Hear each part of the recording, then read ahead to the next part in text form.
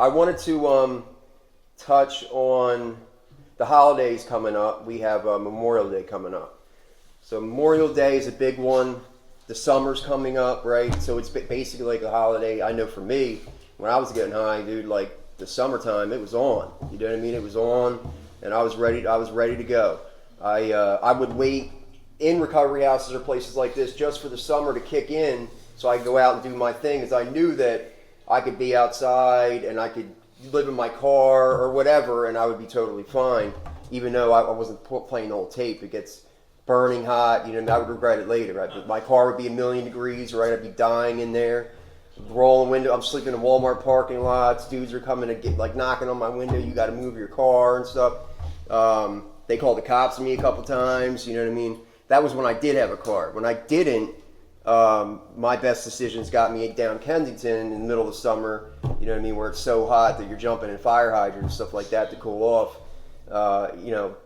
But I thought it was the best thing. Like when it hit summertime, I remember my thinking automatically was like, this is like Christmas. You know what I mean? It's the best time ever. I'm leaving everything. I'm leaving this behind, and I'm going to go do me out here, you know what I mean, in the wild. And so we see a lot of guys dropping off now, right? We see a lot of guys cutting and running because it's easy, right? We're lazy individuals, and this is the easy thing to do, is to cut and run and go out there, because it's much easier and simpler to follow our own. Please turn your phone off sound, please. Everybody's phone's on vibrate. Yes? Let me make sure mine is too. So it's the easy way out, right? Is to cut and run and go do me, right? Follow my own rules and do my best thinking, my best decisions, because, you know, my decisions are so great. I mean, they landed me in jail and in places like this. So, but I'm going to go off my own decisions again and do me and go out there and try the waters one more time. So you see a lot of guys doing this. I see them making the same mistakes I've made over and over and over again. You know, and it's sad, and you wish that you could stop it, but you can't, right? So the biggest thing is that it's kind of like a holiday. So I wrote this like around Christmas of last year for the holidays, because the holidays are very difficult. But this is kind of like a holiday. Memorial Day is coming up. People are like barbecuing, cooking out. People want to drink. People want to have fun, right? People fall off very, very quickly. I mean, we've been losing a lot of guys. Man, a lot of guys have taken their will back and decided to do what they wanted to do. So I think it's good to be reminded about what we're fighting for, and that this is serious. It's life and death. It's not a joke. People that go out, that decide to do their own thing and go back out, some of them don't make it back. Some of them end up in jail forever. You know what I mean? Some of them end up dead. They're 6 feet under. They're never coming back, right? Their life is forfeit because they decided to run off their own will and their own decisions one more time. I always use this. One guy, I can't say his name because of HIPAA, but he was here for a while, and he decided to go out one more time and use methamphetamine. It put him in an instant psychosis. He was already having psychosis problems. So it put him in a psychosis. He thought that a guy was following him. The guy wasn't following him. The guy was trying to get home. He ended up stabbing this guy in the neck. The guy went to the hospital and ended up dying in the hospital. So he got locked up. He was in jail. It was for attempted murder, but once the guy died, now it's murder. So he is never coming home. He's spending the rest of his life in jail or prison, because he decided to go out and do this one more time. And there's consequences to what we decide to do. You know what I mean? And it's unfortunate. He wrote us letters and stuff like that. It's sad, because I knew him. I talked to him. I've seen him. He told me, you know, he was done. Like we all say, like, I'm done. But we get the idea to try this one more time, and these are the things that can happen, right? So I use that one all the time, but it's totally true. It totally happened, and he's still there, and he's never coming home. You know what I mean? And that's reality. And then there's some people who don't even get that. They lose their lives. I've seen many friends of mine, many people that I was close to, lose their life and never come back. I watch them breathe their last breath because we decided to go out and do this one more time, and they're never they're never coming back.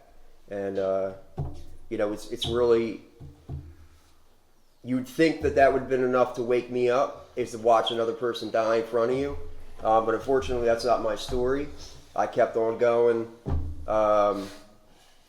Nothing would have stopped me. It took an act of God to stop me. You know what I mean?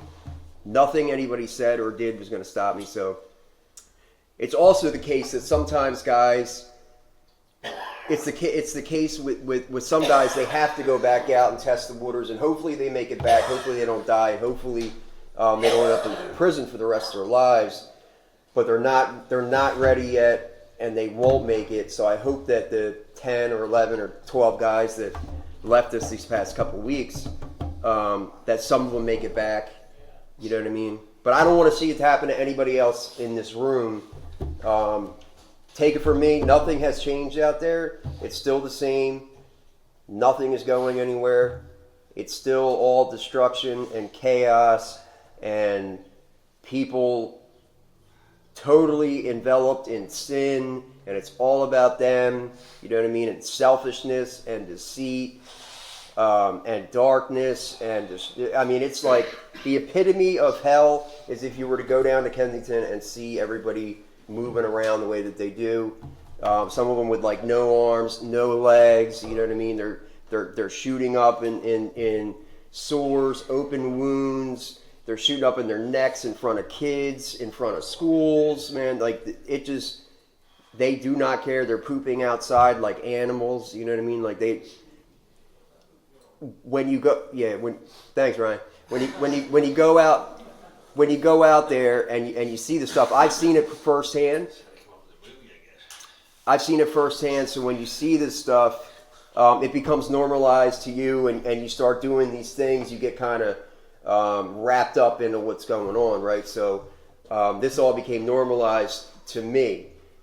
The last time that I went back out, though, I seen it for what it was, man.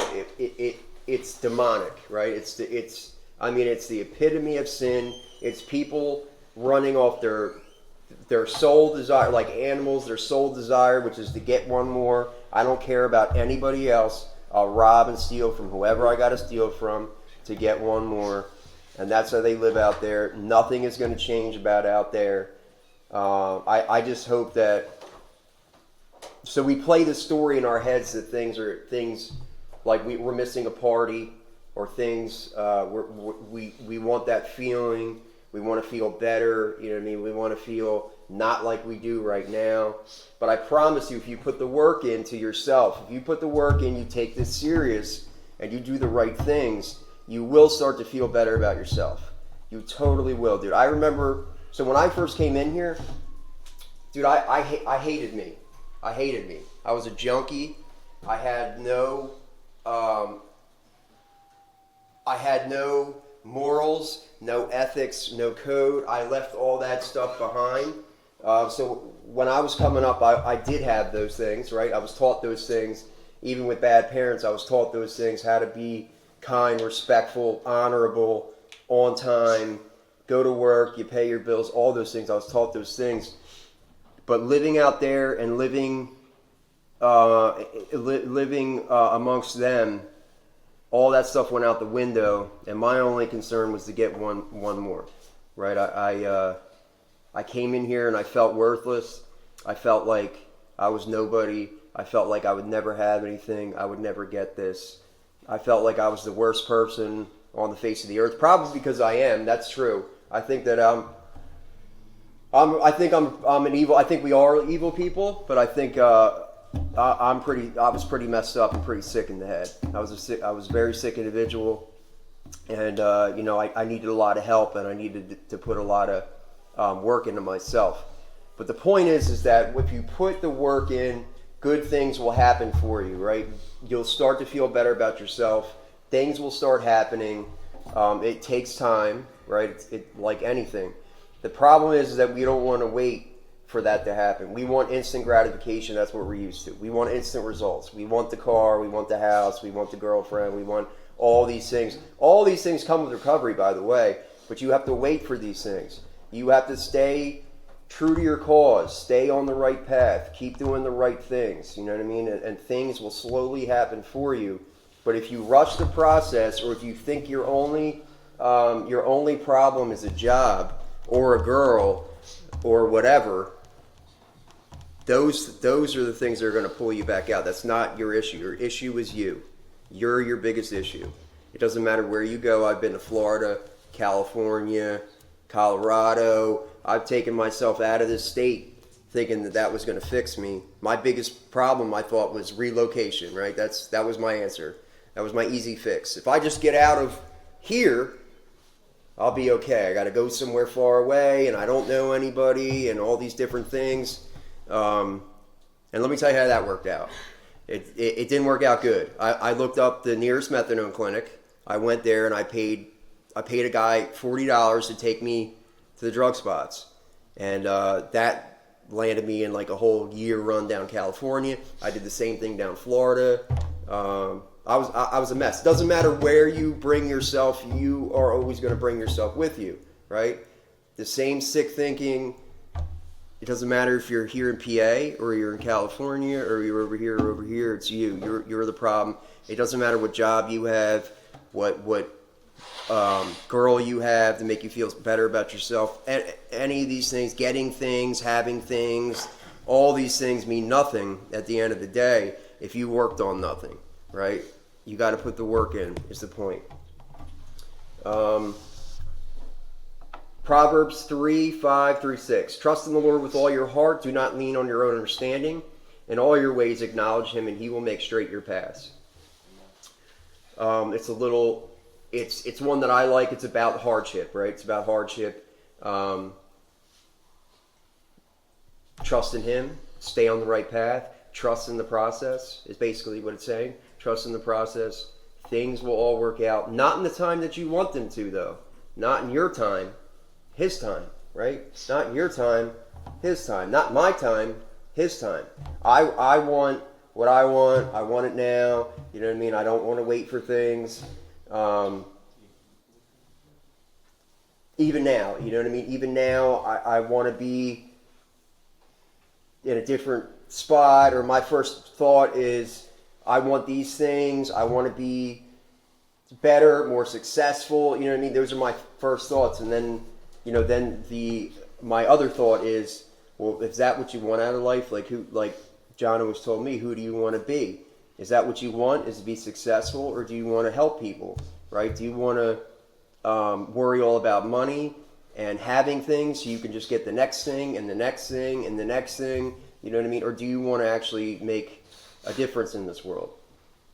So it's about what you want and what you want to work towards. But don't rush the process. So holidays are hard. They can be very hard. Memorial Day was a big day for me. Since a kid, I could drink at like 15, 14. My parents allowed me to drink. So I remember Memorial Days, we would go out and party, and my aunts and uncles would all have big kegs and stuff like that, and it was great. Like, it was the best thing ever. You know what I mean? To me, as a kid, this was like the best holiday you could ever have. It was better. I loved the summertime more than like Christmas or any of that stuff. Not only because I didn't really get nothing for Christmas, but because there was beer and parties all the time. My parents were always taking me, and I could always do what I wanted because they were getting drunk. They didn't really care. So it was the best time for me. I was getting drunk and doing stupid stuff, and I loved it. All the way up until my 20s, I remember partying, the summertime, Memorial Days, things like that. But on recovery guys, it's super hard. So we've laid a path of destruction in our wake. Families are mad at you. We're ashamed to show up due to what we have done, right? Most of us have done a lot of dirt, or even if we haven't, we're ashamed to go around them. we're ashamed of what people are going to say or think of us, right? That's another thing with holidays. Others are more successful. Others have done things with their careers. Other people are prosperous. We have nothing. We are deflated. We see that our lives have added up to what? To zero, right? I remember feeling like that, like I was nothing. I remember feeling less than. So I got invited to a party during the summer, and my family was all there, and I was like embarrassed. I didn't want to be there. I went because I was asked to go, but I didn't want to be there because I felt like I was about this big, right? I had nothing going for me. I destroyed every career I've ever had. I was running restaurants at one time. Now I'm working at like a grocery market, making like $11.25 or whatever it was an hour. And I had absolutely nothing to my name. I was living in a recovery house. It's like my 35th relapse, right? Everybody probably knew. So I was totally embarrassed to go to this party. Like I was totally embarrassed. I didn't want to go, but I was asked to go and I went. So all those feelings are coming through. And then I had a cousin of mine who didn't really know too much about me, which I'm sure he found out later. but he was like, so what do you do for a living? You know what I mean? And like I didn't. This guy's like a lawyer. He drove up in like a brand new, like 2020 whatever back then. It was like 2022 or whatever. Brand new Mercedes, like S-Class. I mean like S-Class, not the C-Class or anything like that. I'm talking like the $130,000 car. And he's like, so what do you do, man? What do you do for a living? And I'm like, well, I go to prison and I get high, you know, and like I destroyed my whole life. Like I felt like running away and not being there anymore. You know what I mean? Like I just didn't want to be a part of what was going on. I'm like, I don't even want to have to explain myself to this guy. You know what I mean? I felt like zero. You know what I mean? Like everything in me told me to run and go do what I always did, which is go use over a feeling, because I felt messed up. I felt like I didn't belong. I felt less than, and I wanted to go use to cover up this feeling. I wanted to go drink. I wanted to do my thing to not feel like I felt right there. That was my first thought. And this is early in recovery. I felt that this happened. It also happened to me at Christmas. It also happened to me at Thanksgiving. So early on, I stopped going to like big family functions. I started staying here and doing things with the guys here because I didn't want to feel like that, and I didn't want that to lead me to go back out, right? I think that's a major lesson that I'm trying to teach you guys. It's like sometimes it's okay to stay behind. Sometimes even if people are inviting you out, you can stay here and stay put and we'll do something or whatever. You don't need to go around family and feel like that. Those feelings can become so strong, man, that they will take you out. I mean, like that. They'll take you out. I mean, it almost happened to me for the millionth time, because not only because that's what I'm used to doing, I'm used to not facing my feelings. I'm used to running from them. If I feel some type of way or I feel messed up or ashamed, I want to drink myself to death or take whatever I can to feel better.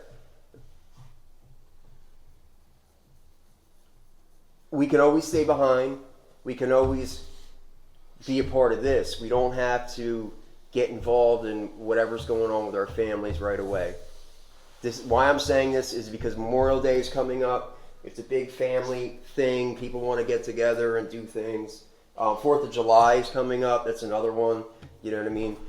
There's going to be a lot of drinking. There's going to be a lot of whatever. There's going to be a lot of stuff going on. It's okay to stay behind. Don't get wrapped up in what's going on. We also have a problem with trying to snooze. You all right back there? Anthony. Yes, sir. I'm okay. So we also have a problem with trying to fulfill obligations right away. Like we want everything right away. So we want to make our families think that we're okay and everything's okay, and look at me and look how good I'm doing, and let me go around them and everything. But we don't play the whole tape through about how we're going to feel, how things are going to come up. They're going to ask hard questions, right? Mothers, fathers, daughters, whatever, your kids, your girl, what it doesn't matter. They're going to ask questions. They're going to wonder, why, what are you going to do differently and things like that. It's going to bring about a lot of feelings that can take a lot of people out. Be very careful, very mindful. The other reason why I brought it up is because, like I said, to me, summer was a holiday all as soon as it hit the summertime, I ran from places like this. But if you stay here through the summer, man, it shows that you really, really want this. The guys that have been with us, like Jeff and Verano and Matt B, and some other guys that have stuck through the summertime, Big Tasty back there, the guys who stuck through the summertime, Brian Eagle, they're the ones, there's a bunch of other, Tony's one of them, Ant Siebert, there's a bunch of guys that have stayed through the summer and they know the deal, they see how it goes. Everybody leaves, man, during the summertime. I mean, it's like as soon as it hits summer, everybody decides they're going. And I used to do it. As soon as it hit summertime, I'd be out of here. You know what I mean? I didn't want to be. I thought I was missing something. I'm missing something. I'm missing a party. I start getting antsy. I get a couple dollars in my pocket. You know what I mean? I want to go back out. All these things are reasons to be very vigilant and be very afraid. You know what I mean? Be scared of this. This is not. It's not a game. It's not something to play with. It's like playing with fire. You can go back out there, but can you make it back? Is the question, right? These guys that we've seen about 12 so far in the past couple of weeks, which is more than usual. It's more than the usual turnout rate, but it happens. You know what I mean? And I'm gonna say statistically, out of those 12 or 13, probably 5 or 6 are gonna die. 2 of them are gonna be in jail. You know what I mean? And the rest will be back doing this all over again.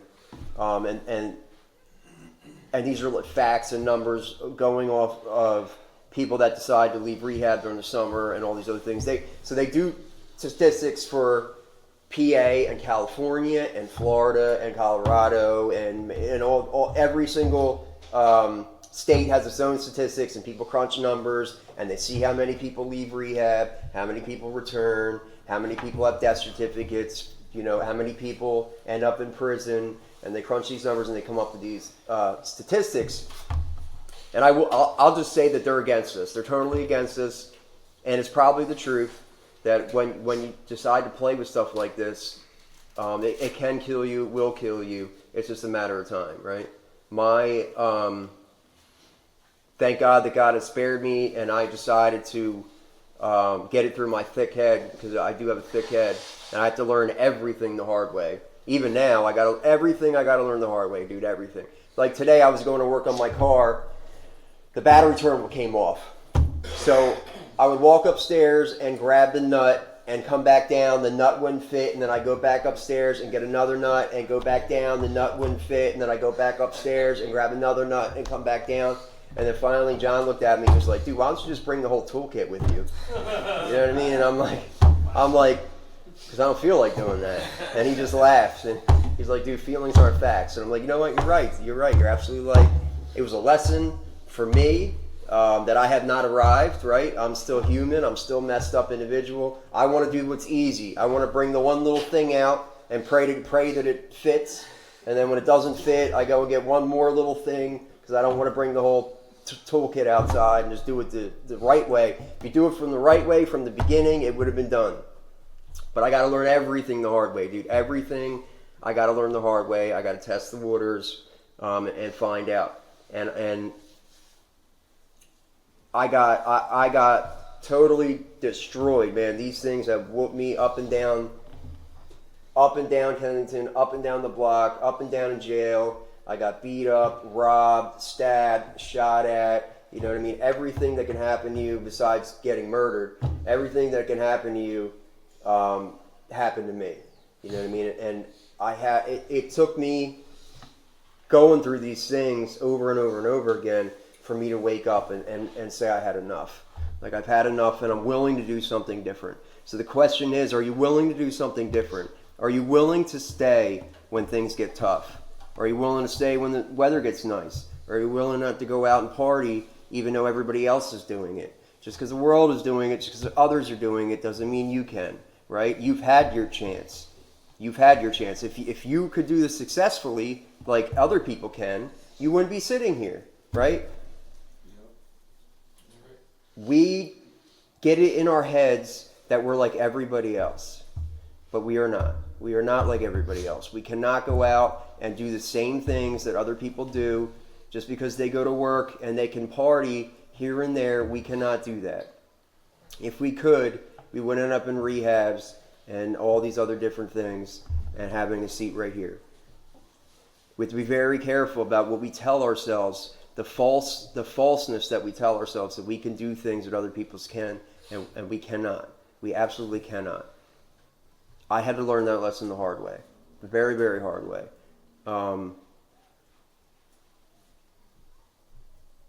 We have to come to a place in our lives where we say enough is enough. I've had enough. I'm willing to do what's hard. I'm willing to do what needs to be done for me, and not do what other people do or what we think we can do. Because of our decisions, if we could go off our own decisions, our best ideas have got us here, right? So what makes us think that our decisions can get us out of here? You can't rely on your own decision thinking, at least for right now. You need to listen to other people, follow instruction, right? My best thinking got me here, in jail, and many other bad places and doing other shady things.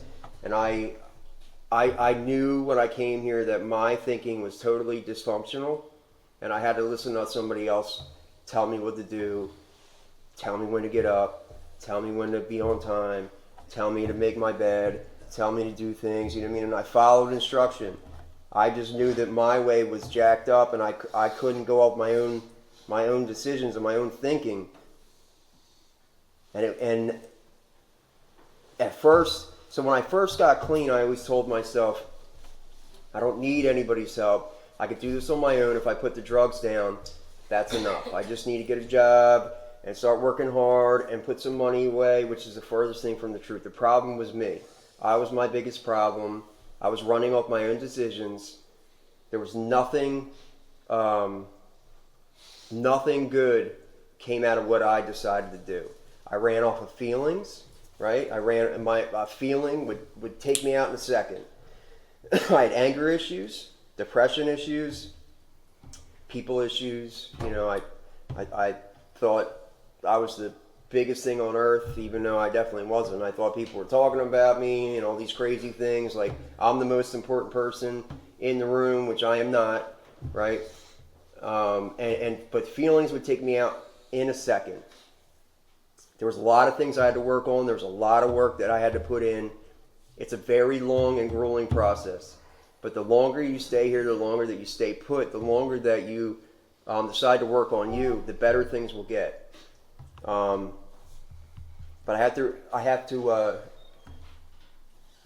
I want to try to jam it in your guys' heads is that the problem is not a job. The problem is not getting money. The problem is not a girl or anything like that. The problem is you, right? You have to fix you. Take the time while you're here. This is why you're here. It kills me when I see guys that just go to work and they don't do anything else.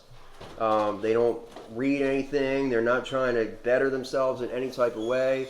They just want to work and that's it. Why are you here? You're not getting anything out of this. What's the point of being here? You might as well just go rent a room or something. Like there's no point of being here if that's all you want to do, right? This is a program for people that want to get better, for people that want to transform their lives. It's not a place to just come and hang out and go to work. You know what I mean? That's not the point of this. Now, the people that do that, I hope that they get something out of here and they're able to learn from this when they fall down the road, because they will fall. You will fall sooner or later if that's all that you're doing. But I just hope that you heard something that'll bring you back, right? That'll bring you that you'll make it back and try it different.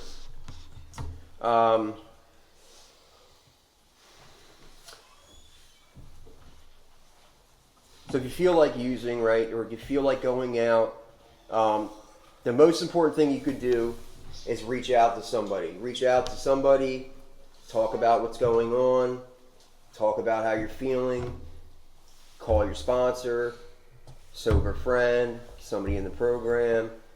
You got to tell somebody something about what's going on with you or nobody knows, right? People drop off the face of the earth, they just leave, and they don't say a word to anybody. We don't know what's going on. You don't talk to me. I don't know what's going on with you, right? Talk to somebody. Talk to somebody. Let them know how you're feeling. Let them know that, I'm jacked up, dude.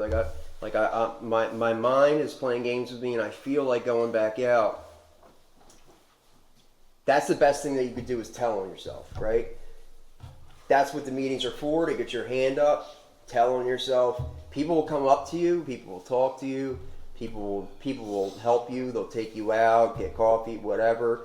Sometimes all we need to do is talk about things. It's the best thing you could do is reveal the truth, reveal how you're feeling, tell on yourself. We hide that stuff, though. We're very good at hiding things and hiding stuff and stuffing stuff down and acting like everything is fine. And the truth of the matter is because we don't want to tell on ourselves because we don't want to be stopped. That's the truth. Tell on yourself, dude. It's the best thing you could do for you. It's the best thing you could do. Or just be honest. Say, like, man, I'm going back out. You know what I mean? I'm not going to stop you. There's no prison bars here. You're grown. You can do what you want. You know what I mean? But just be honest about it. Create a plan ahead of time is the other thing. Creating a plan. If you are going to go out, you are going to go to parties, 4th of July stuff, whatever. Create a plan. Stay maybe a little amount of time. Don't go around places that have alcohol. Maybe bring somebody with you, right, is another good one. Make some type of plan for yourself. If you don't plan out, you don't make plans, then things just happen. And next thing you know, you're like, well, I didn't plan for this. You know what I mean? You're by yourself. You have nobody that can be like, yo, don't do that. You know what I mean? Don't. You don't want to do that. You know what I mean? I remember, so when I went to places and stuff like that, I brought somebody with me for the first ones that I went to, and then I stopped doing that. I still don't like going to family functions, by the way. I still don't like doing it. They like to get sloshed, and and I just don't enjoy being around that. You know what I mean? I'll go and say hi, and then I leave. But in the beginning, I wanted to prove something to others that I was doing okay, so I would bring somebody with me that would be accountable. I brought a guy from AA one time. One time I went with my sponsor. We went to his family's house. But it's good to have somebody with you that could stop you in your tracks and say, hey man, I don't think that's such a good idea, right? If you're not going to do that, then make a plan. Make a plan of what time I'm going to stay. I'm only going to stay a little bit. What time I'm going to come back. These are all important things. If you don't put any planning into it, things can go awry very quickly, right? If you're not planning anything out, you're just going to show up there. Next thing you know, somebody offers you something, and it's on. You know what I mean? And it's happened to me. So I want you guys to be prepared for the holiday. For the holidays that are coming up. Make a plan. There's a lot of people here that can talk to you as well if you feel like going out or using or whatever's going on with you. You know what I mean? However you're feeling, there's plenty of people here. There's pastors here who have overcame addiction. There's 2 of them. I've overcame addiction myself.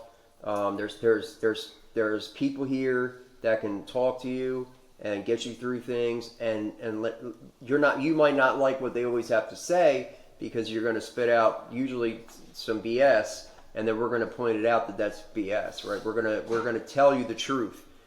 People don't like hearing the truth about themselves. People don't want to do the hard work. People are lazy. People don't want to put in any effort. They don't want to do workbooks. They don't want to talk about things. They don't want to talk about steps. They don't want to talk about anything. You know what I mean? They just want to be left alone and go to work and do your thing.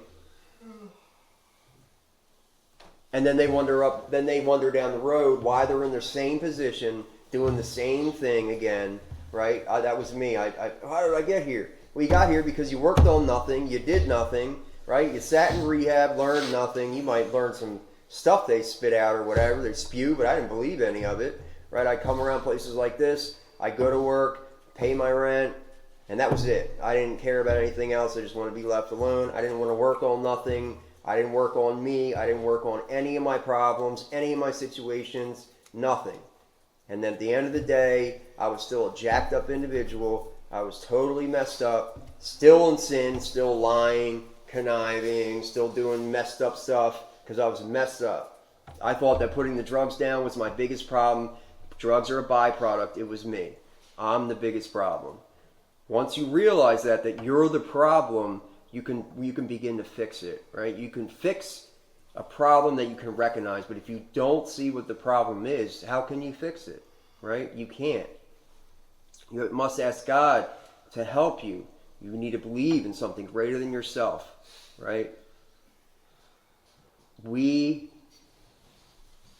are selfish and lazy. That's just the truth of it. As human, especially addicts and alcoholics, we want to do things the easy way, but that's not what this is, man. This is hard. This is not easy. Nobody can want this more than you. You guys have to want this more than anybody, and you have to really put in the work and the effort to do something different, or you're going to get the same results over and over and over again.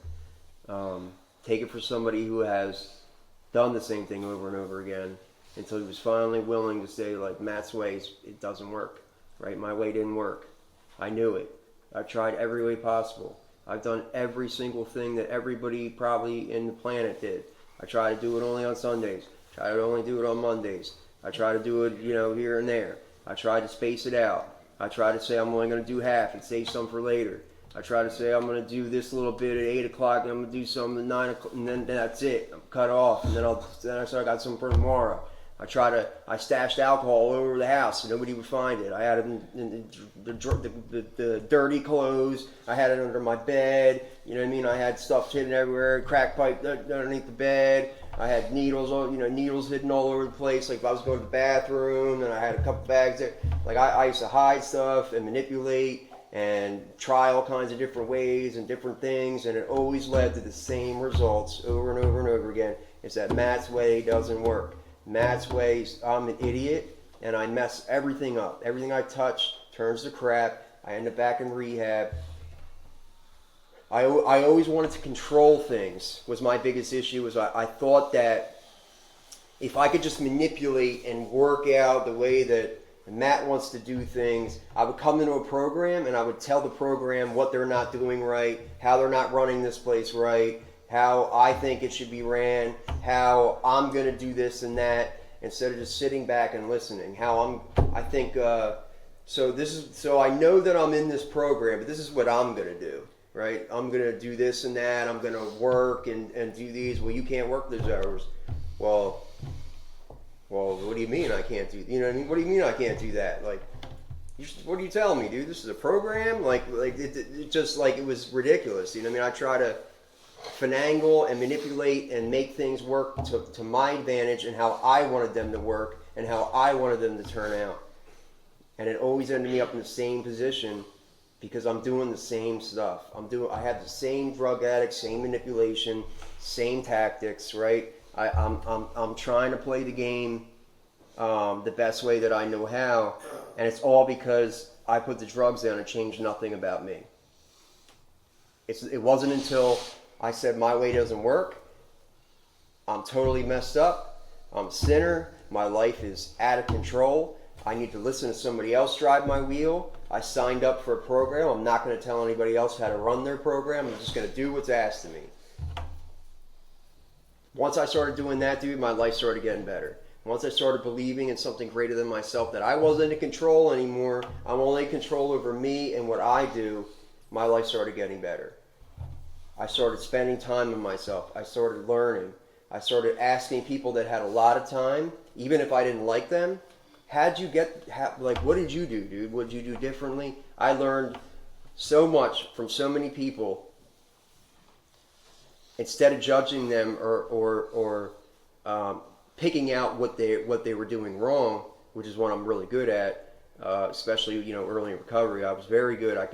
I was a psychiatrist for everybody, right? I could tell you what's wrong with you and you and you and you and you, and I couldn't do it for myself. Once I started to ask people that had a lot of time, even if I didn't like them, like how they did things differently, I started to learn so much. I started to learn a lot, and then I started to like these guys, man. I was like, I just wanted to know how other people got a lot of time, and how I can do the same thing to get myself that much time. Because I just knew that I couldn't go back to the way that I was living because I was going to die. This was not a game. I was not playing games. I was ready to change my life around. Your life will not change until you are ready to change your life around. You know that the games are done. If you still want to play games, you still want to do you still want to manipulate, you still want to try to do things your way, then go ahead, dude. The door is open. Go ahead and try things different ways.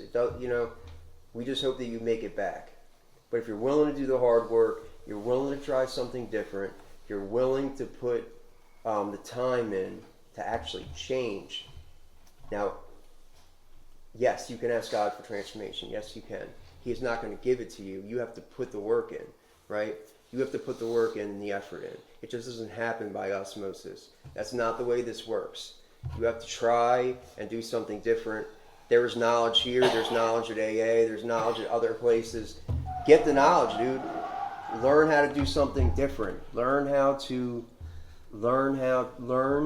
from other people who have done something and have multiple years clean. Those are the people you need to surround yourself with. Those are the people you need to learn from. Anybody who feels like using or going back out, please talk to somebody, man. We're always here. We're always here to listen. You know what I mean? I'm always here to help somebody that wants to help themselves, right? But if I think that you're about playing games or you're about wasting my time, you'll know it pretty quick. But if I think that you're serious, thank you, Jerry. If I think that you're serious, and I think that you're for real, like I'll work with you, dude. I'll give you everything I have. I'll give you everything I have, and I will go 100% for you all the way.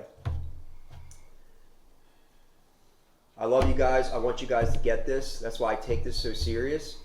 This is not a game, right? To me, this is not a game. People are dying. A lot of people that came here, a lot of my friends, a lot of my family that I love very dearly, are dead from playing with this thing. I'm done playing around. I'm done playing games.